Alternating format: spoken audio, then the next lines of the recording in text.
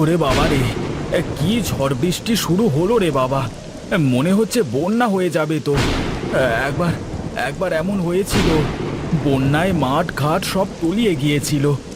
যাই যাই, তাড়াতাড়ি বাড়ি ফিরে একটা ভেলা বানাতে হবে, যাতে বন্যা হলে ভেলার উপরে আশ্রয় নেওয়া যায়।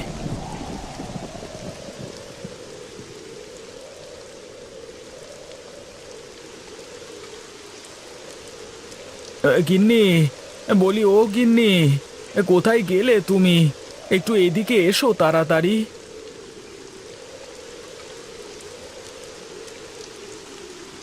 ঝড় বৃষ্টির মধ্যে তুমি বাইরে দাঁড়িয়ে আছো কেন?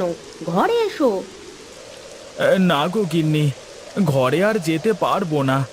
আসবার সময় দেখে আসলাম নদীর অবস্থা খুবই খারাপ গো। আর বৃষ্টি থামবার তো কোনো নামই নেই। তুমি এক কাজ করো, ঘরের মধ্য থেকে কাঁচিটা দাও। কেন? এই ঝড় বৃষ্টির মধ্যে কাচি কি করবে? তোমার কোথাও যেতে হবে না ঝড় বৃষ্টির মধ্যে, তুমি ঘরে এসো। আমি তোমার কাছে কাঁচি চাইলাম, কাঁচিটা দাও বেশি না বুঝে।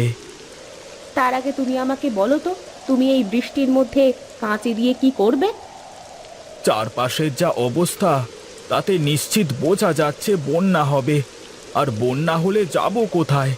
এমনিতেই আমরা নিচু জায়গায় থাকি, বন্যা হলে সবার আগে আমাদের ঘর তলাবে। তুমি আমাকে কাঁচিটা দাও, জমি থেকে কলা গাছ কেটে কলা গাছের ভেলা বানাতে হবে। আচ্ছা, তুমি দাঁড়াও, আমি এক্ষুনি দিচ্ছি।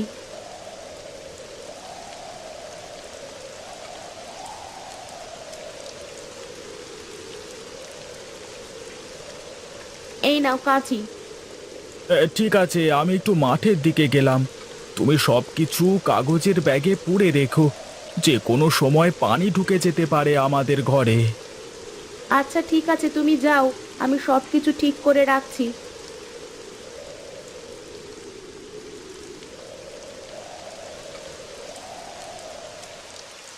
কি ব্যাপার নিতাই, বাইরের কি অবস্থা? বৃষ্টি কমলো? না বাবু, বৃষ্টি কমার কোনো নামগন্ধ নেই। সেই সকাল থেকে বৃষ্টি হয়েই চলেছে। নদীর কি অবস্থা একবার দেখবার দরকার তো। কি করি তাই তো ভাবছি। আপনি চিন্তা করবেন না, আমি লোক পাঠাচ্ছি, তারা গিয়ে দেখে আসবেন নদীর কি অবস্থা। এই ঝড় বৃষ্টির মধ্যে কি কেউ যেতে চাইবে নাকি নদীর ধারে? যেতে তো চাইবে না, কিন্তু রোকরা খরচ করলেই খবর পাওয়া যাবে বাবু। আচ্ছা আচ্ছা, এই নে টাকা, তুই একবার গিয়ে আমাকে সব খবর নিয়ে এসে দে। ঠিক আছে জমিদার বাবু, আপনি বসুন, আমি দেখছি।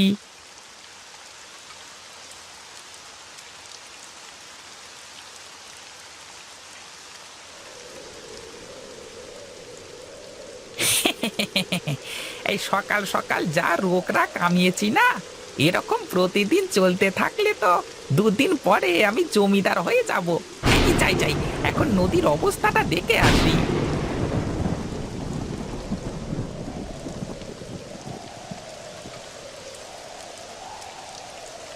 কি ব্যাপার, তুমি কলা গাছ কাটছো কেন ঝড় বৃষ্টির মধ্যে? সে কথা বলেন না ভাই, যে কোনো সময় বন্যা হতে পারে। নদীর অবস্থা খুবই খারাপ, নদী একদম ভরে গেছে। যে কোনো সময় নদীর পানি গ্রামের মধ্যে ঢুকতে শুরু করবে। কি বলিস, বন্যা হবে? তাই তো মনে হচ্ছে। আগে থেকে সতর্ক হয়ে থাকা ভালো। বৃষ্টি থামবার কোনো নামগন্ধ নেই। এভাবে যদি আরো কিছুক্ষণ বৃষ্টি হতে থাকে, তাহলে খুব তাড়াতাড়ি সারা গ্রাম ডুবে যাবে। তাই আগে থেকে কলার ভেলা বানিয়ে রেখেছি। হুম, এই চুপচাপ বসে না থেকে তাড়াতাড়ি যাই, বন্যার কথা বলে নৌকা বানানোর জন্য মোটা টাকা হাতানো যাবে। হ্যাঁ, বুদ্ধি বুদ্ধি ভাই, আমার বুদ্ধি হেভি।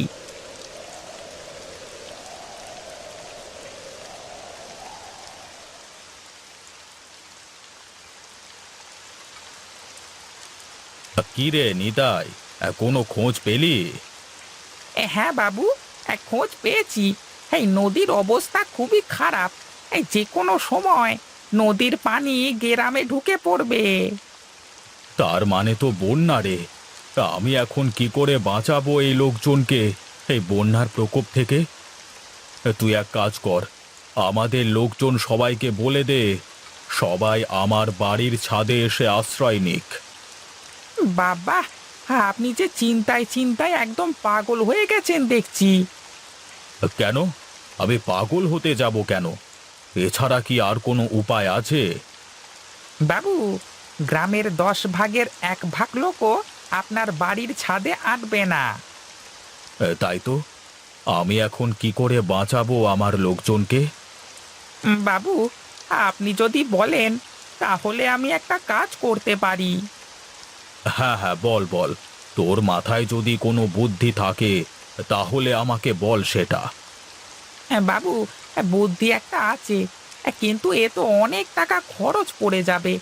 এত খরচ দেবে কে বলুন দেখি? যত টাকা লাগে সব আমি দেব, যে করি হোক আমার লোকজনকে বাঁচাতে হবে। তুই টাকার কোনো চিন্তা করিস না। কি বুদ্ধি পেয়েছিস সেটা বল। বাবু, আমি বলছিলাম কি, এখন আমাদের হাতে অনেক সময় আছে।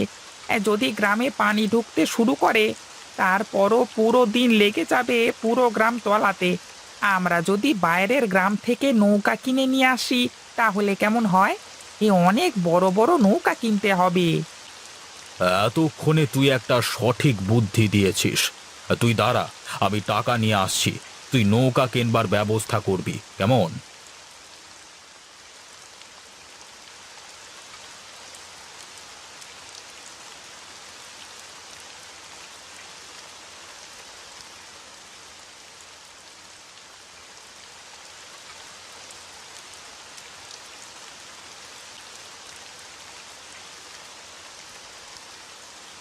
এই নে, এই ব্রিফকেসে অনেক টাকা আছে। তোর যত টাকা লাগে খরচ করিস। যা, দ্রুত গিয়ে নৌকা। গিন্নি, ও গিন্নি, কোথায় তুমি? দাটা নিয়ে একটু বাইরে এসো তাড়াতাড়ি।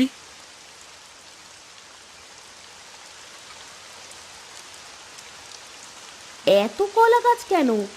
এত কলা গাছ দিয়ে কি করবে তুমি? কি করব মানে, আমি অনেক ভেলা বানিয়ে রাখবো।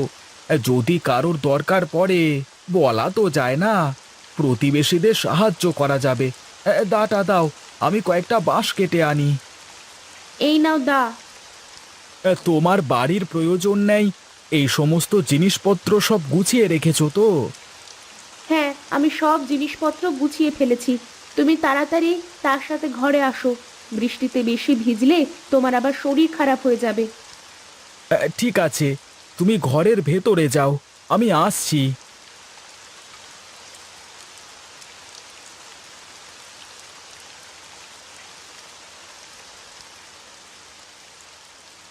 গিন্নি, দেখো আমার হাতে কি। কি আবার হবে? জমিদারের ফালতু কাগজপত্রের বাক্স ছাড়া? না গো গিন্নি, এই ব্রিফকেস ভর্তি টাকা। কই দেখি দেখি, ব্রিফকেসটা খোলো তো। ওরে বাবা, এত টাকা! আমি এত টাকা একসাথে কখনো দেখিনি। এই টাকা দিয়ে আমাদের সারা জীবন খুব ভালোভাবে কেটে যাবে। তা তুমি কোথায় পেলে গো এত টাকা? এই জমিদার বাবু আমাকে দিয়েছেন এই টাকা দিয়ে নৌকা কেনবার জন্য, কিন্তু এর অর্ধেক টাকা আমার, আর অর্ধেক টাকা দিয়ে নৌকা কিনতে হবে। কেন? এই সময় আবার নৌকা কি হবে? আরে বৃষ্টির পানিতে নদী একদম ভরে গেছে।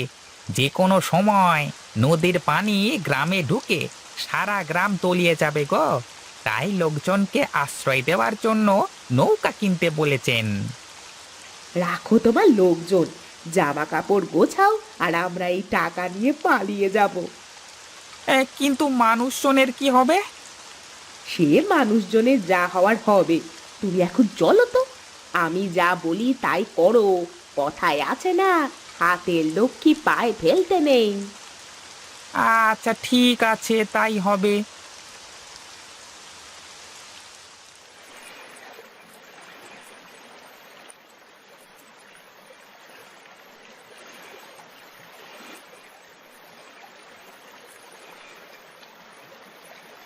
এই গোপাল ভাই, এইদিকে এসো ভাই, আমাদেরকে তুমি নিয়ে যাও।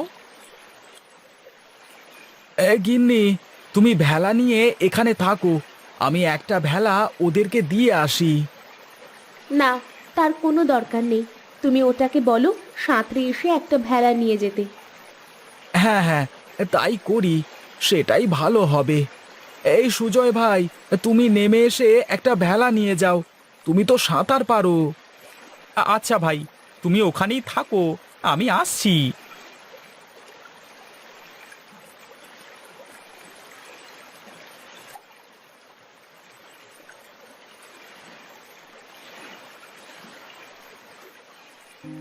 কি যে করি, লোকজনদের কি করে বাঁচাবো আমি?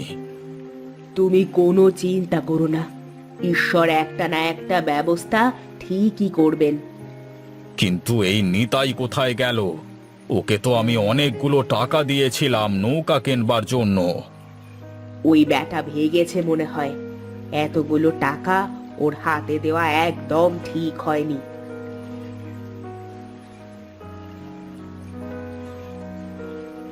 বাবু, কলা গাছের ভেলায় চড়ে অনেক লোক আমাদের বাড়িতে আশ্রয় নিয়েছেন। যাই হোক, গ্রামের মানুষের শেষ সম্বল তাহলে এই কলা গাছের ভেলা। যেভাবেই হোক, লোকজনগুলো আমার বাড়িতে পৌঁছাতে পারলি হলো। হ্যাঁ বাবু, আমি সবার জন্য শুকনো কাপড়ের ব্যবস্থা করছি, আর বাড়ির দোতলায় সবার থাকবার ব্যবস্থা করছি। ঠিক আছে ঠিক আছে, তাই যা তবে।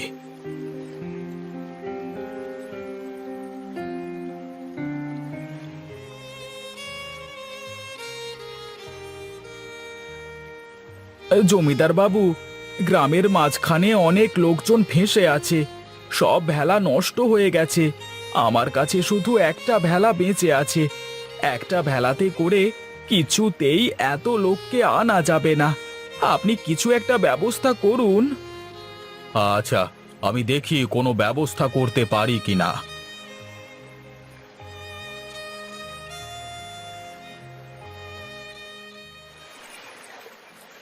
বাবু, আমি এসেছি।